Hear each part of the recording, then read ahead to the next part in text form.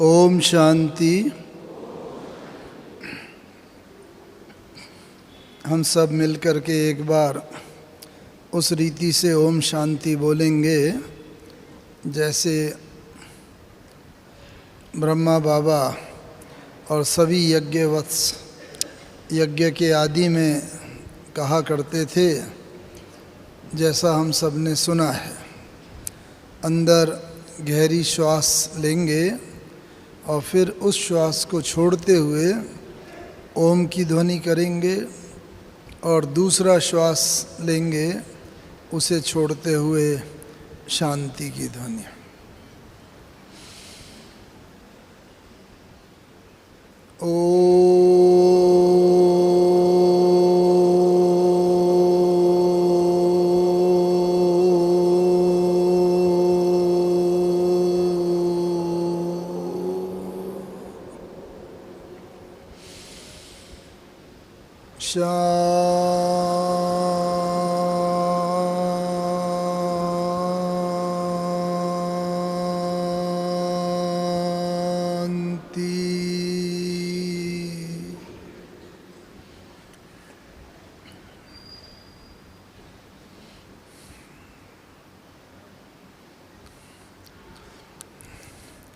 आज का जो विषय है,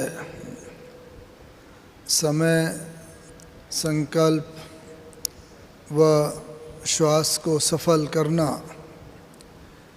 उन सब का उत्तर इस एक ओम शांति के महामंत्र में ही आ जाता है। बाबा ने हमें अनेकों खजाने दिए हैं, सबको मालूम ही है ना।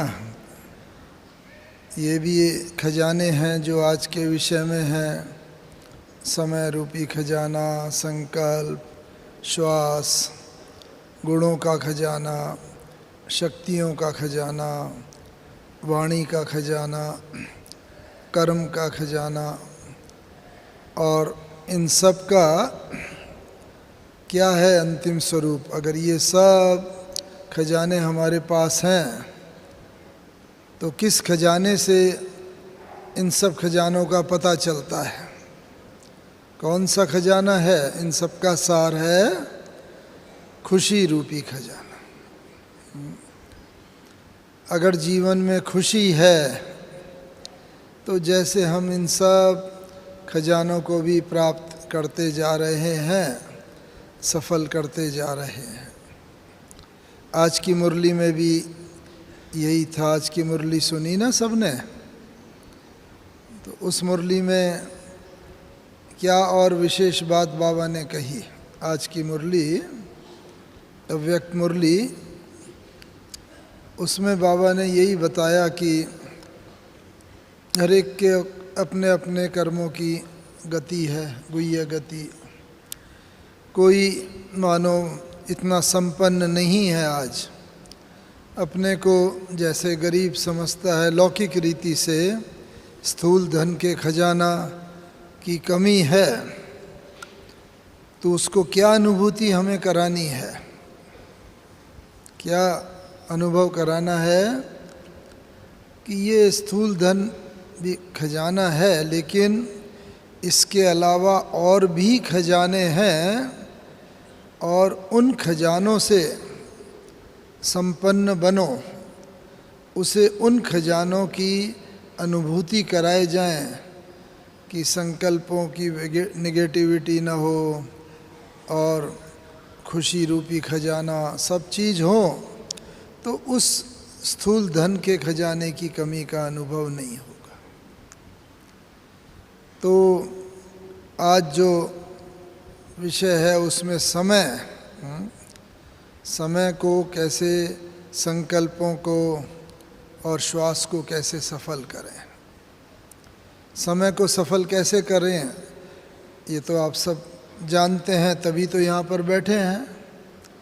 समय को पहचाना है, बाप को पहचाना है, अपना समय, तन मन धन सब लगा रहे हैं ईश्वरीय सेवा में, अपने को परिवर्तन करने में। तो बस समय तो सफल कर रहे हैं। लेकिन मुख्य बात समय की मुख्य विशेषता क्या है? एक विशेषता क्या है? बहुत विशेषताएं हैं। समय कभी भी पीछे मुड़कर नहीं देखता। कभी भी वो समय जो गुजर गया वो उस कल्प में तो दोबारा आता ही नहीं है, पीछे मुड़कर नहीं देखता। आज मानो कौन सी तारीख है? 26 तारीख है। हाँ? अब जो कल बीत गया 25 जून 2018 वो दोबारा आएगा?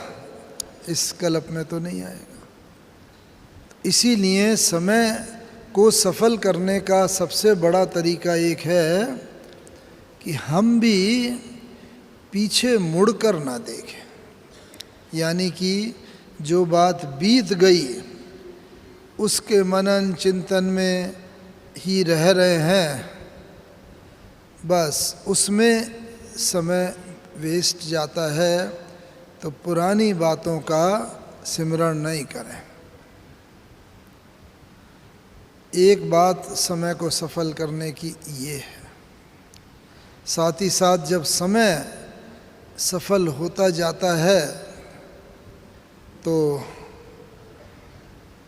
संकल्प, बाबा ने कहा, कुछ दिन पहले बाबा ने एक संदेश में कहा था कि बाबा बच्चों को अभी एक सर्टिफिकेट तो देते हैं। कौन सा सर्टिफिकेट देते हैं? कि बच्चों के विकारी संकल्प तो नहीं चलते।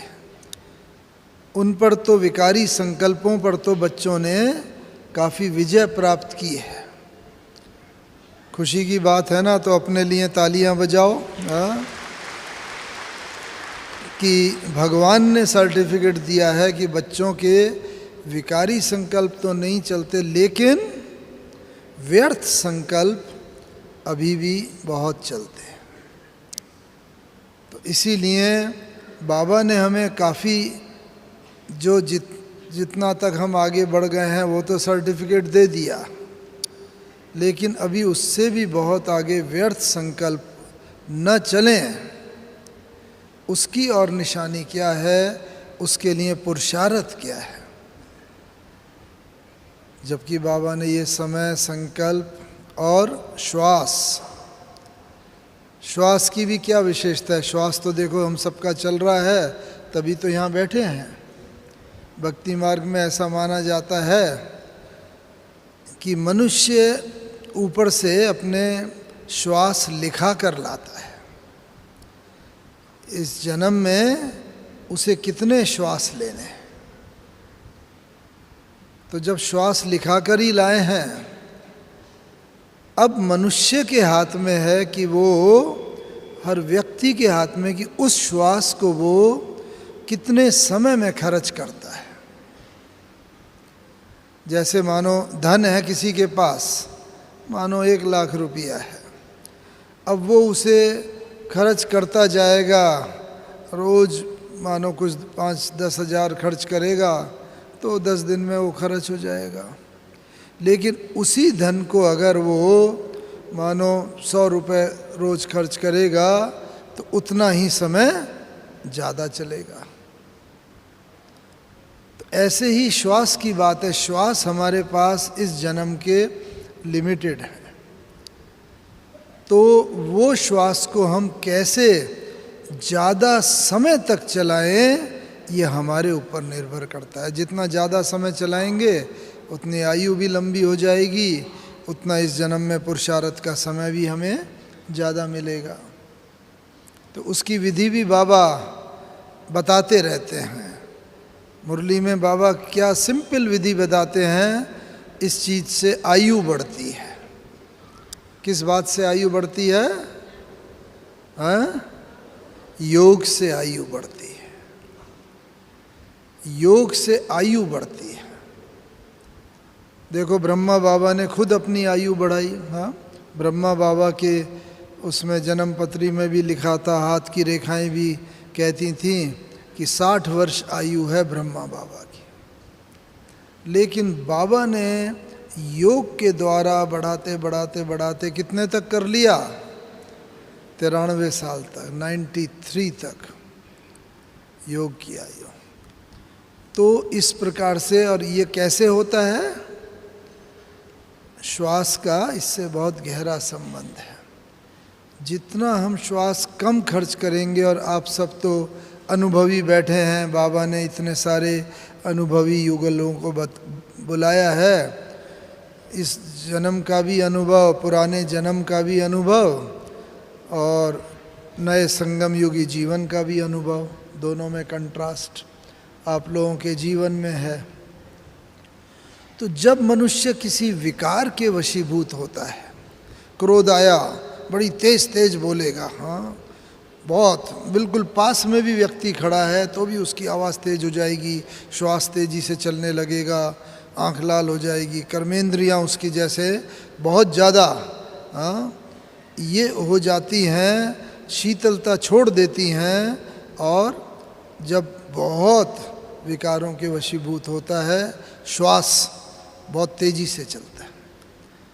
कोई भी विकार होते हैं, काम, क्रोध, लोभ, मोह, अहंकार, ईर्ष्या, द्वेष, संकल्प तेज़ी से चलेगा अंदर ही अंदर। और जब श्वास तेज़ी से चलेंगे तो कम श्वास अवेलेबल रह जाएंगे, ज़्यादा हम श्वास खर्च कर रहे हैं तो नेचुरली आयु कम हो जाएगी।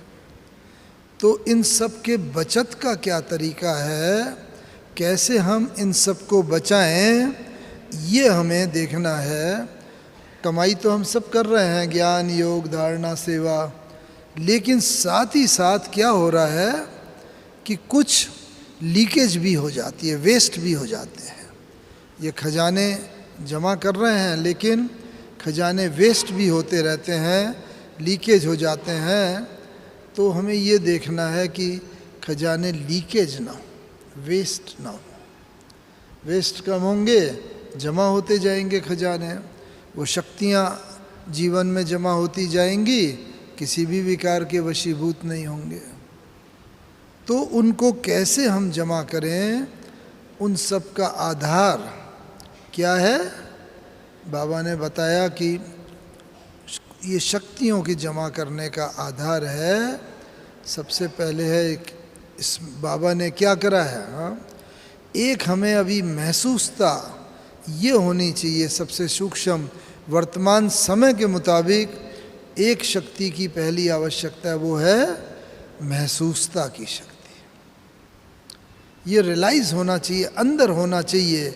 जैसे कई बार होता है, हम नॉर्मल वे में कह देते हैं, कोई बात हुई, गलती हुई तो कह देंगे सॉरी, बस नॉर्मल वे में कह देते हैं। लेकिन वो महसूसता क्या अंदर की महसूसता है या दिखावे की महसूसता है?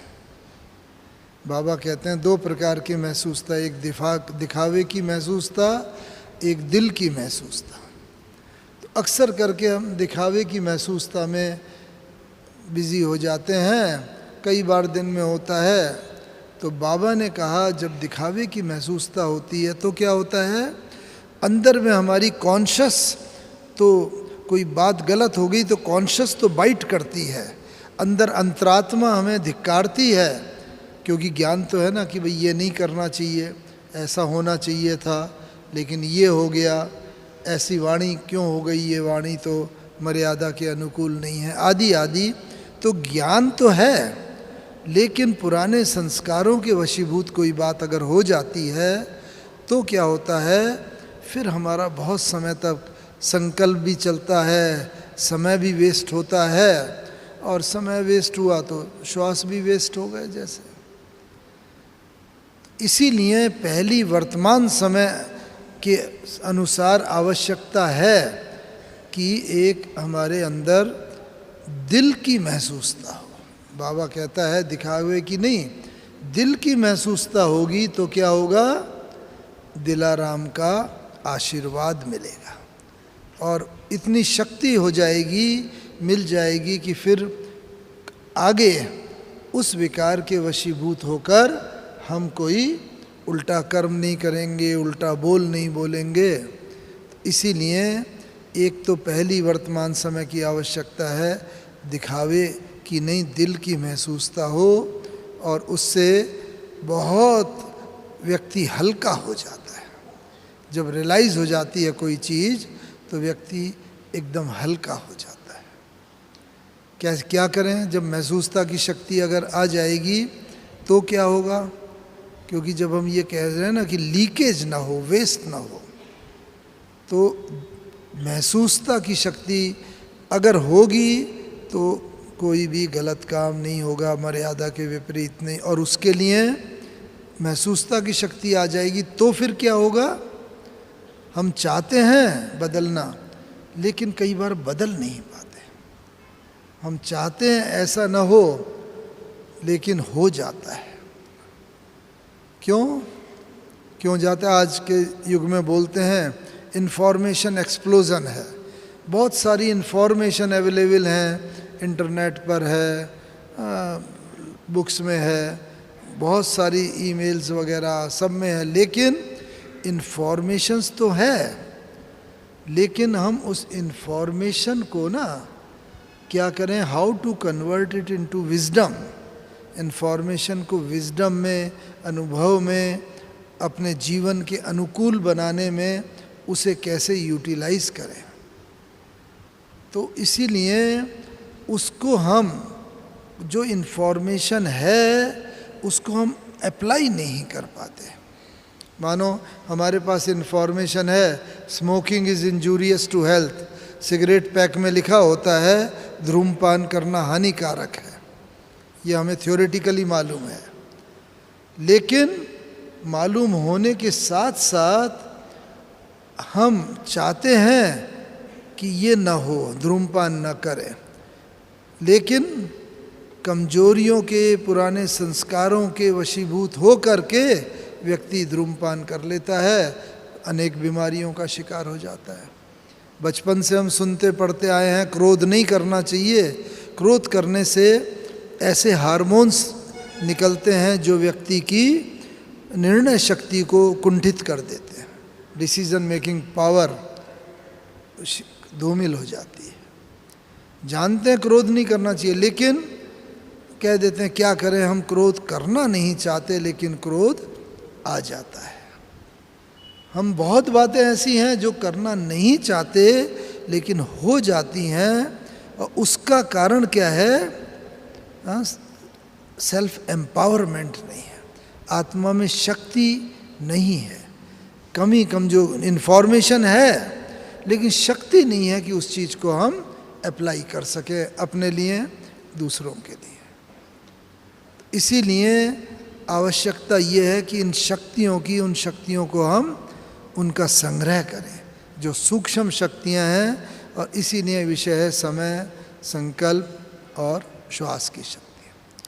तो संकल्प की शक्ति के लिए 3 बातें एक मुख्य हैं। कौन सी 3 बातें?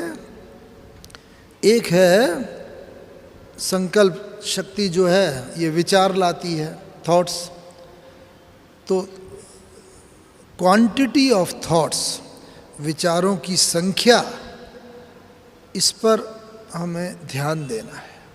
आपने देखा होगा नॉर्मल केस में जब मैनेजमेंट के कोर्सेज कराते हैं, हमारे बहन भाई कहते हैं भाई एक दिन में 30-35 विचार प्रति मिनट आ जाते हैं। मतलब हर 2 सेकंड में एक विचार आ जाता है। करीब 30-35 विचार प्रति मिनट में आ जाते हैं, तो सारे दिन में लगभग 25-30 हज़ार विचार तो हो ही जाते हैं। कोई बात नहीं, माइंड इतना हैंडल कर सकता है।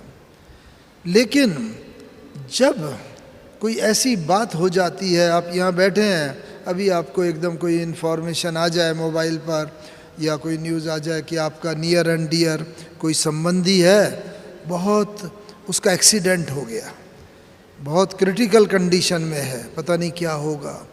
तो बस अभी तक आप बड़े आराम से बैठे हुए सुन रहे थे, सडनली विचार चलने लगेंगे, क्वांटिटी ऑफ थॉट्स बढ़ जाएगी, विचारों की संख्या बढ़ जाएगी, बढ़ के 25-30 हज़ार की बजाय 40 हज़ार, 50 हज़ार, 60 हज़ार तक हो जाएगी। और क्या होगा, कैसे होगा, उसका तो फैमिली अभी ये है, छोटे हैं, बच्चे हैं। तो विचारों की संख्या जब बढ़ जाती है बहुत, तो क्या करना चाहिए? जब विचार बढ़ जाते हैं तो व्यक्ति में stress, tension, decision making power उतनी नहीं आती है, स्ट्रेस हो जाता है। तो जब अगर क्वांटिटी, और ये हम सब रहते हैं जीवन में, संसार का नियम है, कोई भी रात के बाद दिन, दिन के बाद रात आता है, दुख सुख, मान अपमान, निंदा स्तुति, हानि लाभ, हार जीत, ये हमारे जीवन का ही एक अंग है। इसे हम अवॉइड नहीं कर सकते, ये तो आएंगे ही, लेकिन ब्यूटी ये है कि इसको हम हैंडल कैसे करें जिससे कि हमारी मानसिक अवस्था डगमगाए नहीं। तो इसलिए जब ऐसी स्थिति हो तो क्या करना चाहिए? बड़ा अच्छा कहा है ऐसी अवस्था, हाँ, जीवन के लिए बड़ा, किसी ने बहुत अच्छी बात कही है, शायद जानते होंगे। बाबा भी, जब ब्रह्मा बाबा के साथ मुझे रहने का सौभाग्य मिला, बाबा भी क्लास में जब आते थे, 6-7 साल में बाबा के साथ रहा, क्लास में आते थे, बाबा फूल लाते थे, और देखो बच्चे, वो तो बगीचा होता है, उनमें अनेक प्रकार के फूल होते हैं, बाबा तो आके देखो अपने इन चैतन्य फूलों को देख रहा है। कोई गुलाब के फूल हैं, कोई चमेली के हैं, जैसी जिसकी खुशबू है, गुणों की खुशबू, शक्तियों की खुशबू जैसी है, बाबा उस नज़र से उन बच्चों को देख रहा है। बस बाबा खुश होते थे, मुस्कुराते थे। बड़ा अच्छा किसी ने इसी में कहा है कि फूल बनकर मुस्कुराना ज़िंदगी है, सुना होगा आपने, फूल बनकर मुस्कुराना ज़िंदगी है, मुस्कुरा कर गम भुलाना ज़िंदगी है, जीत कर तुम खुश हुए तो क्या हुआ, हार कर भी मुस्कुराना ज़िंदगी है जीवन में। तो जीवन में सदा मुस्कुराते रहे, खुशी का खजाना रहे। हार जीत तो होगी ही, होती रहती है, लेकिन फूलों की तरह सदा खुशबू देते रहें। तो ये जब कभी ऐसी क्वांटिटी ऑफ थॉट सडनली बढ़ जाए, कोई परिस्थिति ऐसी आ जाए, तो क्या करना चाहिए? इसके लिए दूसरी बात है क्वालिटी ऑफ थॉट्स। एक है क्वांटिटी ऑफ थॉट्स, विचारों की संख्या, दूसरी है क्वालिटी ऑफ थॉट्स, विचारों की गुणवत्ता। कि ये दोनों एक दूसरे के मतलब इन्वर्सली प्रोपोर्शनल है। अर्थात अगर क्वांटिटी बढ़ती है, बहुत क्वांटिटी बढ़ेगी तो क्वालिटी ऑफ थॉट्स कम हो जाएगी। और अगर हम क्वांटिटी ऑफ थॉट, क्वांटिटी बहुत बढ़ गई, उसको नॉर्मल लाने का तरीका क्या है? या तो कोई, भाई माइंड में बहुत स्ट्रेस हो गया, दवाई खाएं, लेकिन उसके भी साइड इफ़ेक्ट बहुत होंगे। तो एक है मेडिकेशन, दवाई के द्वारा, और दूसरी है मेडिटेशन। मेडिकेशन या मेडिटेशन। तो जब विचार ऐसे हों तो क्वालिटी ऑफ थॉट्स को हम बढ़ाएं, और वो बढ़ाए जाते हैं ऑटो सजेशन से। मैं शुद्ध आत्मा हूँ, शक्तिशाली हूँ, परम धाम की निवासी हूँ, जो यहाँ से शुरू होता है ये। लेकिन जब धीरे धीरे धीरे और बढ़ता जाता है क्वालिटी ऑफ थॉट, तो बस मैं इस देह से न्यारी हूँ, और अपने को हम विजुअलाइज करते हैं, धीरे धीरे होते हुए मैं फरिश्ता स्वरूप हूँ, और देह से जितने न्यारे विदेही होते चले जाते हैं, वो ये क्वालिटी ऑफ थॉट्स बढ़ती चली जाती है, तो क्वांटिटी ऑफ थॉट्स अपने आप कम होती जाएगी। तो उससे स्ट्रेस, टेंशन, ये ब्लड प्रेशर एकदम धीरे धीरे नॉर्मल आता जाएगा। तो संकल्पों को बचत करने का एक ये तरीका है कि जब कभी ऐसी परिस्थिति हो, और इसके लिए अभ्यास जरूरी है। अमृत वेले जब हम अभ्यास करते हैं ना, तो इन लीकेज को रोकने का एक तरीका है। सबसे पहला कि अमृत वेले हम अपनी दिनचर्या को फिक्स करें। कौन सी दिनचर्या? शरीर की दिनचर्या और मन की दिनचर्या, आत्मा की दिनचर्या। शरीर की दिनचर्या तो हम फिक्स कर लेते हैं कि आज ये काम करना है, यहाँ जाना है, उससे बात करनी है, तो ये दिनचर्या में तो हम सबका अनुभव है ही। लेकिन मन की दिनचर्या, वो दिनचर्या बहुत आवश्यक है। कैसे? वो संकल्पों के ऊपर हमारा नियंत्रण हो।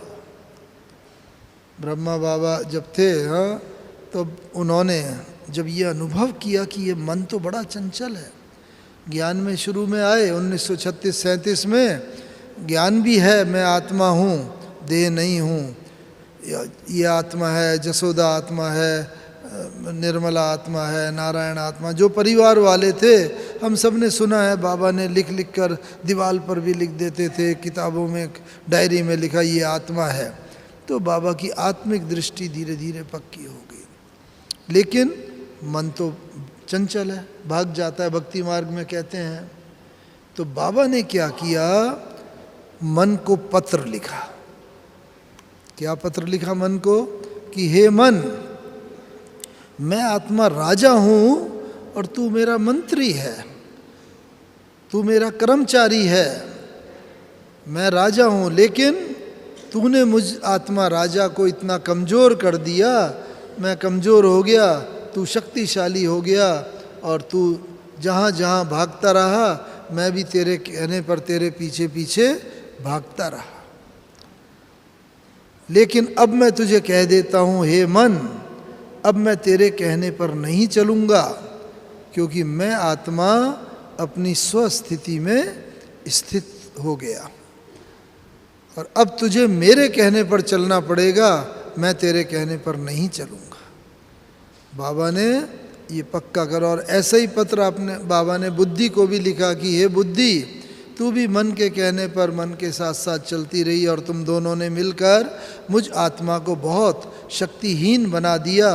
अब मैं तुझे भी कह देता हूँ, अब तुझे मेरे कहने पर चलना पड़ेगा, मैं तेरे कहने पर नहीं। और बाबा ने ऐसे स्वमान में स्थित होकर के तब मन को ऑर्डर किया, बुद्धि को ऑर्डर किया।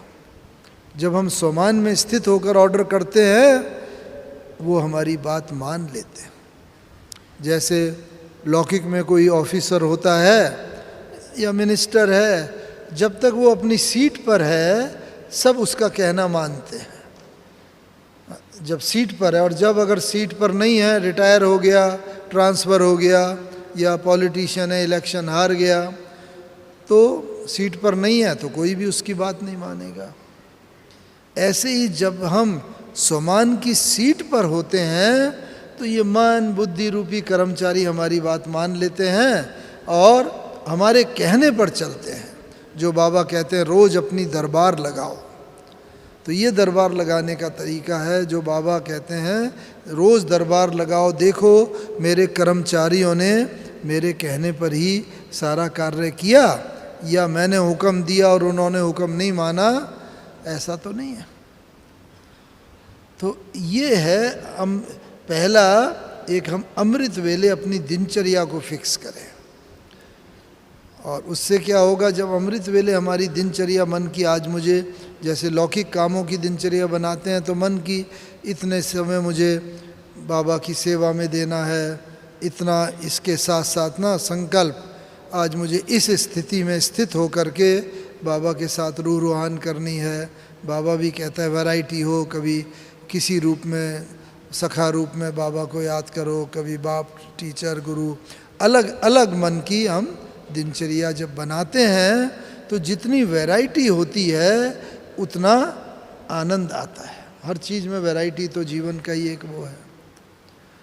और इसके साथ साथ जब हम देख रहे थे महसूसता हो जाती है कि भाई हाँ अब मुझे बदलना है, अब मुझे बाबा जो मुझसे एक्सपेक्ट करता है कि अब व्यर्थ संकल्प भी न चलें, विकारी तो नहीं चलते, व्यर्थ संकल्प भी न चलें। इसके लिए क्या करना है, जो दूसरी शक्ति की ज़रूरत है वो है परिवर्तन शक्ति। वो बहुत आवश्यक। हम चाहते हैं परिवर्तित होना, लेकिन परिवर्तन की शक्ति न होने के कारण नहीं हो सकते पूरा। तो इसलिए इसके लिए पहली बात बाबा ने भी परिवर्तन कब किया, बाबा ने भी जब कहा, हाँ शिव बाबा ने कहा अपने को सदा क्या समझो, मैं ही अर्जुन हूँ। भाई दूसरा बदले तब मैं बदलूँ नहीं, मैं अर्जुन हूँ, मुझे बदलना है, मुझे दूसरे को नहीं देखना है। और इसीलिए बाबा ने सबसे पहले क्या करा, हम बच्चों में परिवर्तन लाने के लिए हमारे स्वमान स्वस्थिति जो पहली चीज़ है उसमें परिवर्तन किया। तुम शरीर नहीं हो, तुम आत्मा हो, ये परिवर्तन किया। ये तुम्हारा घर नहीं है, वो आत्मा का घर परम धाम है। आदि आदि जो बाबा ने पहले इसका परिवर्तन किया। इससे क्या होता है? दूसरा परिवर्तन वृत्ति का परिवर्तन। वृत्ति बड़ी सूक्ष्म चीज है। इस जन्म की तो बात हमें याद है, संकल्पों पर भी हम कर देते हैं नियंत्रण, लेकिन कई बार वृत्ति में, सबकॉन्शियस माइंड में अगर कोई चीज़ होती है तो वो सडनली एरप्ट हो जाती है, बाहर होती है। हम कहते हैं अरे ये बात तो मेरे मन चित्त में भी नहीं थी, ये कहाँ से एकदम मैंने बोल दिया, ये कर्म मैंने कैसे कर लिया। बिल्कुल कुछ वो भी नहीं होता है, आवेश में आके व्यक्ति अगर कुछ बोल देता है, कर्म कर लेता है और बाद में फिर जीवन भर पछताता रहता है। तो वो परिवर्तन शक्ति के लिए वृत्ति को देखना पड़ेगा। क्यों? क्योंकि वो इस जन्म की बात नहीं है। आत्मा में जो अनेक जन्मों के संस्कार भरे हुए हैं, वो वृत्ति के किसी भी जन्म के कोई संस्कार सबकॉन्शियस माइंड में है, वो एरप्ट हो जाते हैं, वो बाहर आ जाते हैं और व्यक्ति उसके वशीभूत होकर बोल देता है, कर्म कर लेता है। तो इसीलिए परिवर्तन शक्ति के लिए क्या करना है? देखो, परिवर्तन शक्ति तो दुनिया में हर एक के पास है और करते हैं। हम सब लोगों ने सूरदास, तुलसीदास, कवि भरतहरि सबके उदाहरण सुने हैं।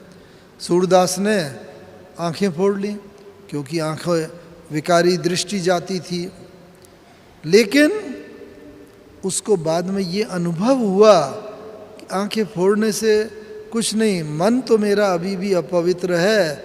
मन के अंदर वृत्ति अगर कामी है, क्रोधी है, तो आंखें फोड़ने से कुछ फ़ायदा नहीं। उसकी रचनाओं में, सूरदास की सब रचनाओं में ये दिखता है। जहाँ एक तरफ भक्ति की रचना है, वहीं पर ये कि मन पापी है, कपटी है, हे प्रभु मेरे मन को शुद्ध करो, मैं क्या करूं। तो अभी भी मन भटकता है। तो दृष्टि में दोष नहीं है, बल्कि मन में दोष है। और इस कारण से अगर हम संकल्पों को सफल करना चाहते हैं, तो ये बात को हम देखें कि कितना कितना हमारे संकल्पों के अंदर शक्ति आई है। और वो परिवर्तन शक्ति कैसे, तुलसीदास का भी देखो ऐसा ही है, उदाहरण है। हाँ, बहुत तुलसीदास में भी जट बहुत पत्नी के वियोग में गया और सांप को ही रस्सी समझ के चढ़ गया। लेकिन उसे ये भी, मतलब मनुष्य जब इसके विकारों के वशीभूत होता है तब उसकी मनोस्थिति क्या होती है। और जब उसे धिक्कारा गया, उसकी पत्नी ने धिक्कारा, भाई इतनी प्रीत तुम्हारी भगवान के साथ होती, बस वो उसका परिवर्तन का समय था, स्पार्क का समय था। तब से उसका जीवन परिवर्तन हो गया। उसके बाद उसकी रचनाएं देखो विश्व प्रसिद्ध हो गई हैं। ऐसे ही कब स्पार्क हो, ज्ञान तो हम रोज सुनते हैं, लेकिन कब वो परिवर्तन की चिंगारी हमारे अंदर जल जाए। और उसी के लिए ही तो आप लोग आए हो। यहाँ पर बहुतों के अंदर परिवर्तन की चिंगारी जली होगी और यहाँ जाके भी आप लोगों को उस चिंगारी को जलाए रखना है। उसको रोज ये करना है, उसको रोज, जो बाबा कहता है ना, संकल्प है बीज बोया आपने, उस बीज को रोज जल दो, तभी तो वो अंकुरित होगा और वो अंकुरित होता जाएगा। तो ये परिवर्तन की शक्ति, कवि भरतहरि थे, देखो परिवर्तन बहुत चीज़ों में करना पड़ता है। बहुत राजा थे, बहुत बड़े, उन्होंने तो बस उन्हें भी वैराग्य आया, पत्नी से वैराग्य आया और वो छोड़ छाड़ के जंगल में चल दिए। जा रहे थे, चांदनी रात थी एक, चांदनी रात में देखा सड़क पर कोई चीज़ एकदम चमक रही है। और चमकती हुई चीज़ को जब देखा, उन्हें लगा कोई हीरा है या सोने की चीज़ है। बस झुके, उठाया, वो क्या था, पान की पीक, पान खा के थूक देते हैं ना, अब उसमें वो चांदनी रात में चमक रही थी, उसमें उन्होंने हाथ डाला, देखा, बस वो उनको रियलाइज़ हुआ कि मैंने पत्नी से वैराग कर लिया, लेकिन अभी भी मेरा मन पदार्थों से, दौलत से, उनसे उस वैराग नहीं आया है। और उसके बाद से उनके जीवन में जो परिवर्तन हुआ, संन्यास कर लिया, वो उनके जीवन का सदाकाल का हो गया। देखा तो हमें भी देखना है। कई बार मसानी वैराग आता है, वो नहीं, परिस्थितियों के वश आ गया, लेकिन वो वैराग्य हमारा परमानेंट हो। यहाँ से जो आप इस भट्टी में आए हैं, बहुत क्लासेस सुनी हैं, परिवर्तन करके जा रहे हैं, परिवर्तन का संकल्प है, तो ज़रूर उसको रोज़ रिपीट करो। रोज़ बाबा के कमरे में जाओ, जो संकल्प किया है उसको जल दो, तो क्या उसमें दृढ़ता आएगी और परिवर्तन होता चला जाएगा। तो इसलिए स्मृति का परिवर्तन के साथ वृत्ति का परिवर्तन, और जब वृत्ति का परिवर्तन हो जाता है तो कृति का भी, कर्म का भी परिवर्तन हो जाता है। देखो ये वृत्ति जो है ना, बहुत सूक्ष्म है। एक है अंतर्मुखी वृत्ति, एक है बाहरमुखी वृत्ति। हमें कैसे पता चलेगा? हम समझते हैं जो व्यक्ति बात करता है, बहुत वो करता है, वो बाहरमुखी है, और अंतर्मुखी मोटे रूप से समझ लेते हैं, जो गंभीरता आदि है। लेकिन एक चीज़ से हम चेक कर सकते हैं अपने को भी कि मेरी वृत्ति कैसी है। तो जो अंतर्मुखी वृत्ति वाला होगा वो वायुमंडल को भी परिवर्तित कर देगा। जैसा होगा बस उसके आते ही वायुमंडल में एकदम परिवर्तन हो जाएगा। और अगर उसकी अंतर्मुखी वृत्ति है, और जिसकी बाहरमुखी वृत्ति है वो वायुमंडल से प्रभावित हो जाएगा, वायुमंडल के प्रभाव में आ जाएगा। तो देखो हम लोग भी ना मोटे तौर पर बाहरमुखी प्रवृत्ति में जनरल रहते हैं। मानो कहीं किसी शमशान घाट में गए, किसी का मृत्यु के अवसर पर वहाँ गए, तो बड़ी वैराग्य वृत्ति आएगी। वो वायुमंडल के प्रभाव से हमारी वृत्ति में परिवर्तन हुआ, वो है बाह्यमुखी प्रवृत्ति। लेकिन हमारी ऐसी हो अंतर्मुखी प्रवृत्ति, हम जहाँ जाएं वहाँ के वायुमंडल को परिवर्तन कर दें, उसको दिव्य बना दें, अलौकिक बना दें, और लोग उसको अनुभव करें वैसा। इसीलिए परिवर्तन की शक्ति, जिसके अंदर ये परिवर्तन, स्वमान का परिवर्तन, वृत्ति का परिवर्तन, फिर इसके हिसाब से कृति का, कर्म का भी परिवर्तन आदि आदि आ जाता है। और इसके लिए एक तीसरी शक्ति की जरूरत है, वो शक्ति है मनन शक्ति। क्योंकि परिवर्तन के लिए ज्ञान का हमें मनन करना ये बहुत ज़रूरी है। विचार सागर मंथन, बाबा कई बार मुरली में बोलते हैं, कोई भी चीज़ हो उसका विचार सागर मंथन करो। क्या मंथन करो? मुरली की कोई पॉइंट ले लो, इस पॉइंट में राज क्या है, इस पॉइंट से क्या नशा हमें चढ़ेगा, इस पॉइंट से मेरे लिए क्या लाभ है, इस पॉइंट से ईश्वरीय सेवा में दूसरों के लिए क्या लाभ है। किसी भी पॉइंट की गहराई में जाए। प्रकृति, बाबा कहता है ना, अब प्रकृति का भी परिवर्तन करो। अब मुझे याद है बाबा के साथ मनन करते, बाबा कहता है प्रकृति जीत बनो। मुझे याद है दादी जानकी जी, ये 31 दिसंबर 1999 का समय था, 2000 लगने वाला था, मिलेनियम, नया 100वां वर्ष। तो दादी की तबीयत बहुत ख़राब थी। लोटस अहमदाबाद में थे, और अहमदाबाद डॉक्टर ने भी बोल दिया था बहुत तबीयत ख़राब है दादी जी की, और भाई जो करना है करो। तो बाबा के यहाँ पर दादी ने उस दिन 31 दिसंबर को, आपको मालूम है बाबा आते हैं, तो बाबा आए हुए थे। तो दादी जी और निर्वैर भाई वगैरह ने बताया बाबा को कि बाबा दादी जानकी जी की तबीयत तो बहुत ख़राब है, और ऐसा ऐसा डॉक्टर बोलता है। तो बाबा ने बस 1 सेकंड दादी जी को दृष्टि दी, कहा बच्ची कोई नहीं, वो आत्मा तो प्रकृति जीत आत्मा है, ठीक हो जाएगी। बस एक लाइन बोली, और उस समय से आज तक 18 वर्ष तो बीत गए, देखो दादी कितने सेवा, अभी थोड़े दिन पहले जर्मनी में थे, लंदन में थे, पहली बार भी वहाँ से आए, तुरंत कई जगह गए, दादी का जाना हुआ। इतना हम लोग भी सेवा कोई और जवान भी नहीं कर सकता जितना 103 वर्ष की आयु में दादी जी कर रहे हैं। प्रकृति जीत बने हुए हैं, तो हम सबको भी प्रकृति जीत बनना है ना। तो पुरुष और प्रकृति का ये खेल है, ये आत्मा पुरुष है, ये प्रकृति है। इस पुरुष और प्रकृति के खेल में हम पुरुष को तो सतो प्रधान बनाने का काम कर रहे हैं। पुरुष माने आत्मा, रोज आत्मा में ज्ञान, योग, धारणा, सेवा ये सब कर रहे हैं, लेकिन इस प्रकृति का क्या करें? यही तो हमारा सबसे निकट का साथी है। तो इस पुरुष और प्रकृति के खेल में हमें देखना है हमें कैसे प्रकृति जीत बनना है। और ब्रह्मा बाबा को भी हमने देखा कैसे प्रकृति जीत बने। कई बार बाबा से वैसे मिले थे, हमेशा बाबा से मिलते थे, कोई प्रश्न होता था, कोई बात होती थी, बाबा से पूछते थे, बाबा जवाब देता था। लेकिन जब हम 17 जनवरी 1969 को बस बाबा ने हमें अपने पास बुला लिया, हम आसाम में पोस्टेड थे और बाबा ने बस बुला लिया। ये भी एक कथा है, वो तो समय लेगा बहुत, लेकिन जब आ गए और यहाँ पर बाबा से मिले तो बाबा को देखा। हाँ, मन जीते जगत जीत की स्थिति।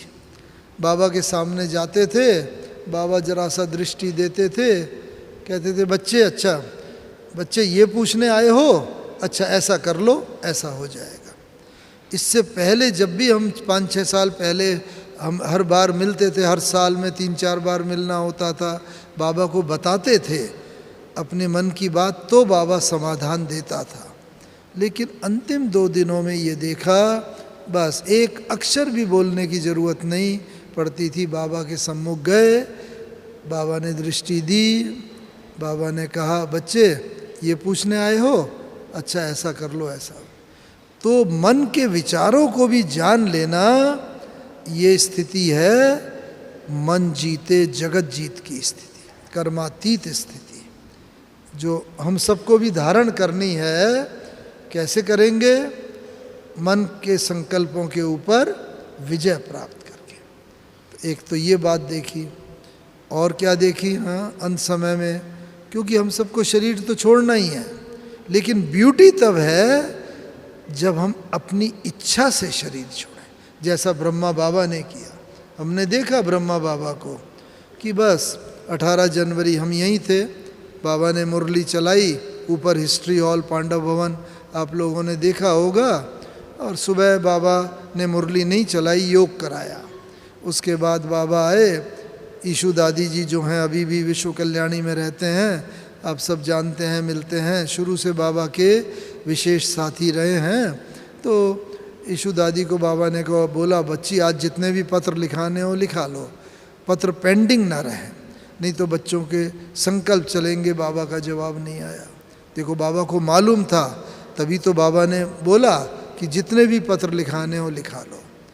तो कर्मातीत जब आत्मा होती है निकट, तो उसे आभास हो जाता है कि बस मुझे अब ये शरीर छोड़ना है। और तो सारे पत्र बाबा ने लिखे। नक्की लेक के पास जो म्यूज़ियम है, उस म्यूज़ियम में सेवाएं भाई करनी है, वो मकान लेना है या नहीं। तब तो हमारे यज्ञ में इतने साधन संपदा इतना सब नहीं था, लेकिन बाबा ने कहा वो मकान लेना है, सेवा में लगाना है, जहाँ भी म्यूज़ियम है। तो उस फाइल पर भी बाबा ने हस्ताक्षर किए। फिर रोज़ रात्रि क्लास 9 बजे होती है, 8:45। उस दिन बाबा ने कहा शाम को ही 6, 6:30 बजे की, बच्ची आज बाबा जल्दी क्लास कराएगा। एक भाई हैं जमुना प्रसाद भाई, उनको इन्फॉर्मेशन दे के कहा सबको इन्फॉर्म कर दो कि सब भोजन करके क्लास में आए, क्योंकि जल्दी की 6:30 7 थी। कोई सोचता मैं बाद में भोजन कर लूँगा, लेकिन बाबा को तो आभास हो गया था, कर्मातीत अवस्था थी कि बस अब ये बच्चों से मेरा अंतिम साकार मिलन है। तो उस रीति से बाबा ने अंतिम क्लास कराई, और अंतिम क्लास करा के उस क्लास की एक विशेषता थी, वैसे बाबा को कभी कभी खांसी आती थी, गला साफ करने की ज़रूरत पड़ती थी, लेकिन उस अंतिम क्लास में उसकी टेप मिलती है, आप पेन ड्राइव में भी ले सकते हैं, सीडी मिलती है, तो एक बार भी बाबा को न खांसी आई न गला साफ करने की ज़रूरत पड़ी, क्योंकि कर्मातीत अवस्था जब हो जाती है व्यक्ति की तो कोई भी उसे ना उसके कर्म भोग के ऊपर योग बल संपूर्ण रीति से विजय प्राप्त कर लेता है। कर्म भोग, ये खांसी, ये सब कुछ नहीं है, और एक बार भी खांसी नहीं आई और एक बार भी ऐसी स्थिति नहीं हुई। ये है और कर्मातीत अवस्था की आत्मा का लक्षण, ये हम सबको भी प्राप्त करनी है। हम सब भी अगर उस स्थिति में होंगे, हमें भी आभास हो जाएगा कि हाँ, अब हम शरीर छोड़ने की तैयारी कर रहे हैं। भीष्म पितामह का गायन है ना, अपनी इच्छा से शरीर छोड़ा, तो ब्रह्मा बाबा की कितनी, क्योंकि गायन ही है अंत मते सो गति का गायन। अंत में जैसी हमारी मति होगी वैसे ही गति होगी, वैसा ही जन्म होगा, वैसा ही हमारा सतयुग से लेकर पूरा का पूरा सारा जन्मों की चलता रहेगा चक्र। लेकिन अंतिम संकल्प हमारा कैसा है, उस पर सारा निर्भर है, और वो निर्भर है इस बात पर कि हमारा अभ्यास कैसा रहा है पूरे संगम युग में। जैसा अभ्यास रहा होगा वैसा ही अंत में संकल्प चलेगा। अभ्यास अगर हमारा भौतिक चीज़ों का ही चलता रहा, संबंधियों का ही चलता रहा, उन्हीं में ही लिप्त रहे, तो अंत में भी वही संकल्प आएंगे, स्वाभाविक है। इसीलिए पहले से ये अभ्यास और लंबे समय का अभ्यास ज्ञान योग का इनका आवश्यक है। तो बाबा ने वो क्लास कराई, एक बार भी बाबा को ज़रूरत नहीं हुई। वैसे भी हम देखते थे हिस्ट्री हॉल में, आपने देखा होगा बाबा की संदली के पास ना एक ट्रांसलाइट का चित्र श्री कृष्ण का, लक्ष्मी नारायण का रखा रहता है। और जब कभी मानो बाबा को खांसी आती थी, हमें लगता था बाबा को बहुत कष्ट हो रहा है पहले, तो उसमें बाबा तो बस स्वस्थिति को कैसे हाई करता था, ऊंचा करता था। देखो बच्चे, अभी तो ये शरीर पुराना है, पुराने तत्वों का है, कल बाबा जाके ऐसा विष्णु कृष्ण बनेगा, और ऐसा बस बाबा स्वस्थिति को ऊंचा करके कल नई दुनिया होगी, तत्व भी सतो प्रधान होंगे, कोई शारीरिक कष्ट नहीं होगा। तो स्वस्थिति को इतना ऊंचा कर लेता था कि परिस्थिति, खांसी रूपी परिस्थिति एकदम नीचे आ जाती थी, और फिर बाबा फिर क्लास पूरा का पूरा नॉर्मल वे में करता था। ऐसे ही हमें भी स्वस्थिति हमारे नियंत्रण में हो, इतना ऊंचा हो कि वो परिस्थिति को नीचा कर दे। तो बाबा क्लास कराई, क्लास करा के बाबा कमरे के बाहर गए। अब बाबा ने कहा अच्छा, बाबा बच्चों से छुट्टी लेता है, विदाई लेता है। ये बाबा ने पहले शब्द कभी नहीं बोले। तो बाबा ने इस तरह एक एक संकल्प, एक एक श्वास सफल किया हुआ था, और ये सफल होता है जैसे समय के साथ साथ। छोटा भी टाइम बाबा को मिलता था, बाबा कभी नहीं सोचता था कि थोड़ा ज़्यादा टाइम मिले योग करें। बाबा से पार्टी मिलने आती थी, एक पार्टी, हर पार्टी को समय दिया होता था। 10 बजे बम्बई पार्टी, 10:30 दिल्ली पार्टी, 11 बजे कलकत्ता पार्टी, ऐसे अलग अलग आधा आधा घंटे का समय था। कोई किसी में कम लोग होते थे, बाबा मिलते थे 10:20 पर, मानो समय पूरा हो गया, पार्टी चली गई। उसके बाद जब दूसरी पार्टी की टीचर बहन आती थी तो वो आके बस देखती थी, बाबा बस अपने में मगन है। आके बोलती थी बाबा बाबा। तो कई बार बाबा को जैसे जर्क सा लगता था। अच्छा बच्ची आ गए? हाँ बाबा, फलानी जगह से पार्टी लाई हूँ। हाँ हाँ बच्ची ले आओ, ये बैठाओ।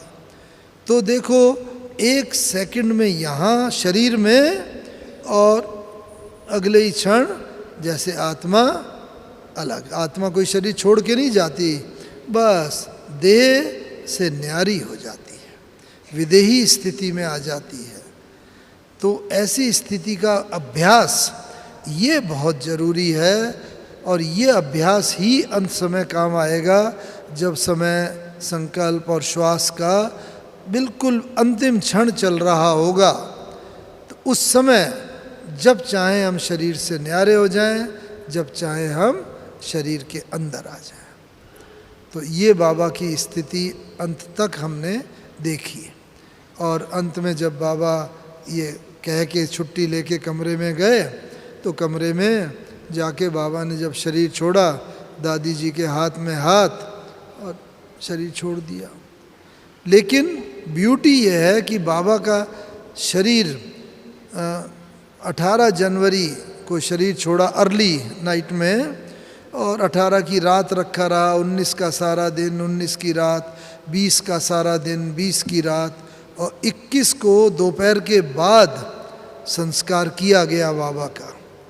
लेकिन बाबा का शरीर वैसा ही चमकता रहा, उसमें कोई भी कालापन नहीं आया, दुर्गंध नहीं आई। और हमें याद है जब भाइयों ने, सब वरिष्ठ भाई थे, उनके साथ हम भी उन्हें सहयोग कर रहे थे, बाबा को स्नान आदि कराया गया, तो बाबा के शरीर में काफ़ी फ्लेक्सिबिलिटी थी। नहीं तो आत्मा जब चली जाती है तो शरीर बिल्कुल स्टिफ हो जाता है, अकड़ जाता है। तो फिर भी वो चमकता रहा, कोई इंजेक्शन नहीं दिया गया था, कोई केमिकल लोशन नहीं लगाया गया था, लेकिन बाबा का शरीर न काला पड़ा, न दुर्गंध आई। तो ये है प्रकृति जीत का प्रतीक। ये 5 तत्वों को भी बाबा ने इतना पवित्र कर लिया। तो हम भी कैसे प्रकृति जीत बने, उसका एक हिंट आपको दे देते हैं। ये 5 तत्व हमारी मृत्यु का कारण न बने। अगर सुनामी आई, फ्लड आया, आजकल जैसे केरल में बहुत पानी आया हुआ है, बहुत लोगों की भी मृत्यु हो गई, और अंत में तो ये 5 तत्व अपना जलवा दिखाएंगे।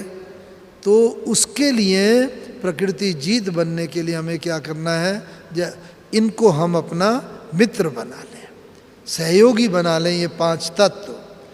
तो हमारा ये तत्व अंत समय तक हमारा साथ देंगे। जल का मित्रता किन में होती है? जिनमें एक जैसे संस्कार होते हैं। भाई शराबी होगा, शराबी के साथ मित्रता होगी, एक जैसे संस्कार है। कोई आध्यात्मिक व्यक्ति है, उसकी आध्यात्मिकता वाले से होगी। ऐसे ही जल के साथ हम मित्रता कर ले तो जल हमारी मृत्यु का कारण नहीं बनेगा। कितना भी फ्लड आ जाए, सुनामी आ जाए, तो जल का मुख्य गुण कौन सा है? जल का वैसे बहुत गुण है, शीतलता है, जल निर्मल है, लेकिन सबसे बड़ा गुण है एडजस्टमेंट, फ्लेक्सिबिलिटी। जल को गिलास में ले लो, गिलास में सेट हो जाएगा, थाली में ले लो, थाली में सेट हो जाएगा, कटोरी में लो, चम्मच में लो, हर जगह जल सेट हो जाता है।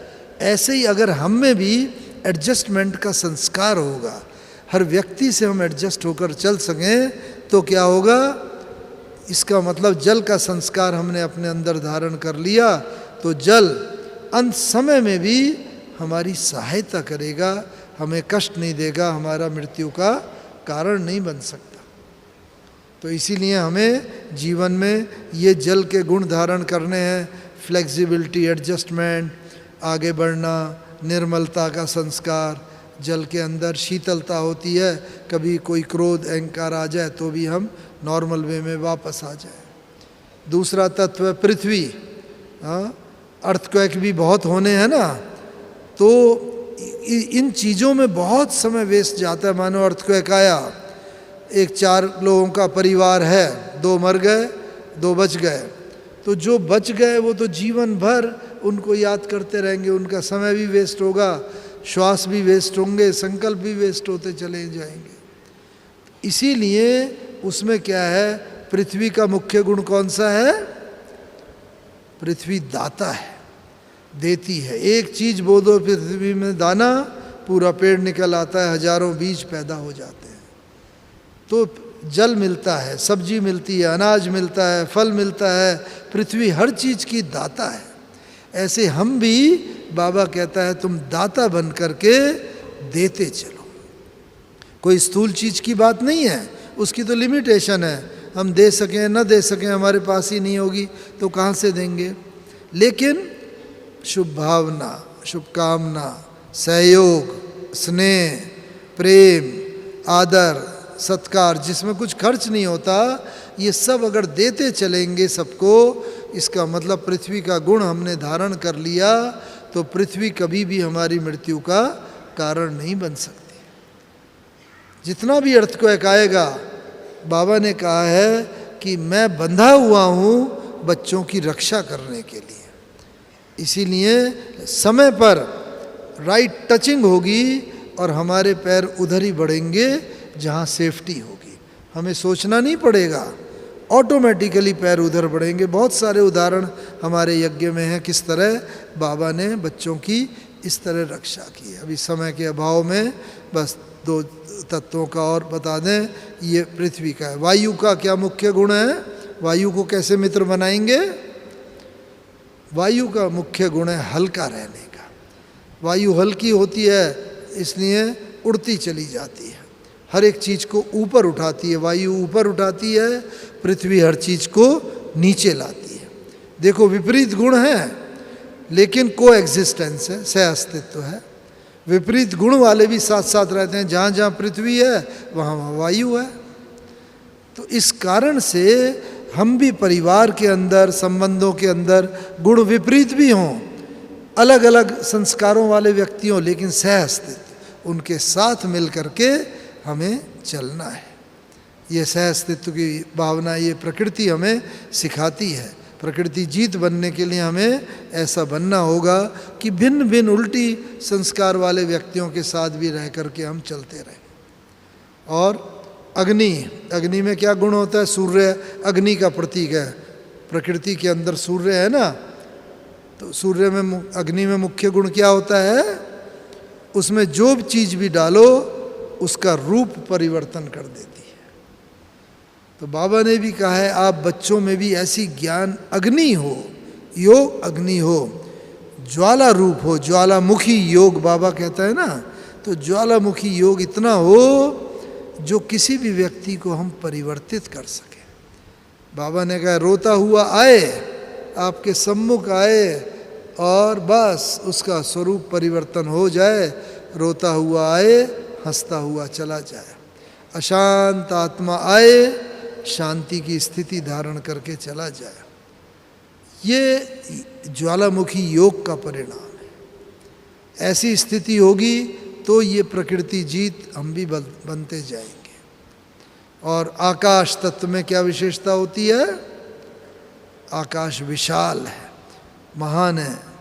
तो आकाश तत्व की तरह अगर हमने ऐसा गुण धारण किया होगा विशालता का, जो बाबा कहता है रहम दिल हो, फिराक दिल हो, बड़े दिल वाले हों, किसी की कमी कमजोरी भी देखें उसको क्षमा कर दें, माफ़ कर दें। हमने दादियों में देखा, बाबा में देखा, बड़े बड़े ऐसी बात होती थी, लेकिन लोग आते थे, बस गलती भी करते थे, उसको सावधानी भी दी, लेकिन फिर क्षमा कर दिया। और वो बात दिल में नहीं रखना, ये क्षमा है। क्षमा करो और क्षमा मांग लो, जीत है इसमें हार नहीं। क्षमा वीरों का भूषण है, कायर का व्यवहार नहीं। जो व्यक्ति कायर होगा वो क्षमा नहीं कर पाएगा। इसीलिए आज अपने अंदर हम देखें, अगर कोई व्यक्ति ने गलत काम किया है, हमारे प्रति बहुत नेगेटिव है, हमारे मार्ग में बाधा अटकाता है, कुछ भी है, लेकिन हम उसे क्षमा करते हैं। क्षमा करने का भाव क्या? उसकी बात को भूल जाए।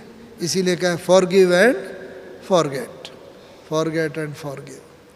उसको भूल करके, हर व्यक्ति में 2 शक्तियाँ तो होती हैं जब से वो पैदा होता है, एक याद करने की शक्ति, एक भूलने की शक्ति हर व्यक्ति में होती है जब से वो पैदा होता है। लेकिन लाइफ की ट्रेजेडी क्या है कि जो बात वो याद रखना चाहता है वो तो भूल जाता है, और जो बात भूल जानी चाहिए वो बरसों तक याद रखता है। इस बात को बस अब फिर रिवर्स ऑर्डर में ले आना है और किसी भी की भी कमी कमजोरी को दिल में नहीं रखना है। आकाश की तरह महान बन के उसे क्षमा करते रहना है। तो क्या होगा, अगर हमने ये शक्ति धारण कर ली तो आकाश मार्ग से जितनी भी आपदाएं आएंगी, बम गिरे, चाहे रॉकेट आए, चाहे वर्षा बहुत हो, बादल फटे, आकाश मार्ग से जो भी आपदा आएगी वो हमारी मृत्यु का कारण नहीं बन सकती, क्योंकि आकाश का गुण हमने धारण कर लिया। आकाश जैसे महान विराट बन गए दिल में, जो बाबा कहता है फिराक दिली और रहम दिल। तो इस तरीके से ये 5 तत्वों पर अगर हमने इनके गुणों को धारण करके अपने से मैच कर लिया तो फिर क्या होगा, ये तत्व भी हमारे अधीन, प्रकृति जीत हम बन जाएंगे। और प्रकृति जीत जब होंगे ना तो अंत में बाबा ने कहा है ना, माया जीत और जगत जीत, साथ ही साथ प्रकृति जीत, जैसा दादी को वरदान दिया। तो ये प्रकृति जीत बनना भी जीवन में बहुत बहुत आवश्यक है। और इसके लिए ये क्या है, हम रोज़ अपने अंदर झांक करके देखें। होता क्या है ना, हमारी भारतीय संस्कृति ने एक बहुत अच्छा सिद्धांत दिया है। कौन सा? जियो और जीने दो।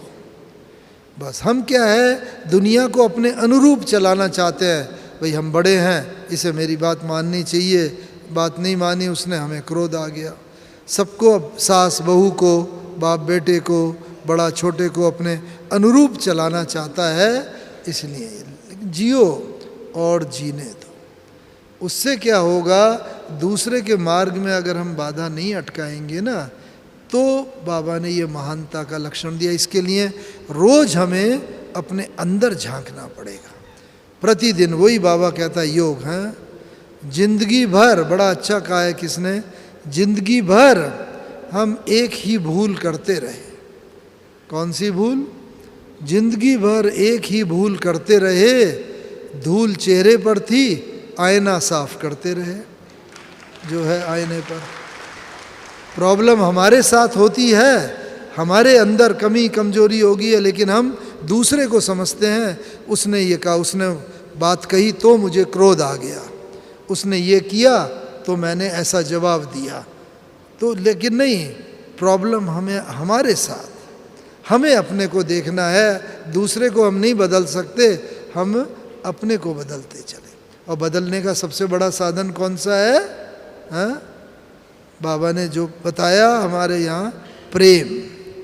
किसी से भी घृणा और ईर्ष्या न करें, कोई भी बात हो लेकिन हम उसे प्रेम का व्यवहार दें।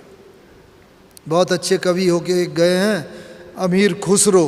हाँ, उन्होंने एक बात इस पर कही है कि खुसरो, हाँ, ये भगवान के उसमें, परमात्मा के उसमें ना, कैसे उनका ईश्वर के प्रति आदर था कि खुसरो दरिया प्रेम का, खुसरो दरिया प्रेम का उल्टी जाकी धार। प्रेम के दरिया की धार उल्टी है। कैसे उल्टी है? खुसरो दरिया प्रेम का उल्टी जाकी धार, जो तैरा सो डूब गया और जो डूबा सो पार। वो हो गया भगवान के उसमें। जिसने सोचा अरे अभी मेरी उम्र क्या है, ये तो करेंगे, बाद में कर लेंगे, कल कर लेंगे, जो तैरा वो तो डूब गया, दरिया में डूब गया, यानी ख़त्म हो गया। और जो भगवान के प्रेम में लीन हो गया, जो डूबा वो पार हो गया। तो इस दुनिया से हम सबको भी ना भक्ति मार्ग में कहते हैं ना, ये विषय सागर है, पार होना है।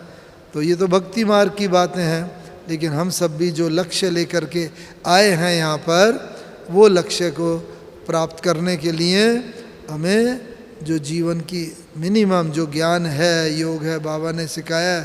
हमारे सामने ब्रह्मा बाबा आदर्श थे, कैसे जिए, कैसे उन्होंने शरीर छोड़ा, प्रकृति जीत बन के शरीर छोड़ा, कैसे जिए, मन जीते जगत जीत बन के जिए। तो इसलिए मन जीते जगत जीत होते हुए हम चलेंगे तो विजय तो हमारा जन्म सिद्ध अधिकार है। और ये समय, संकल्प, श्वास हमारे सारे सफल होते जाएंगे। ओम शांति, ओम शांति।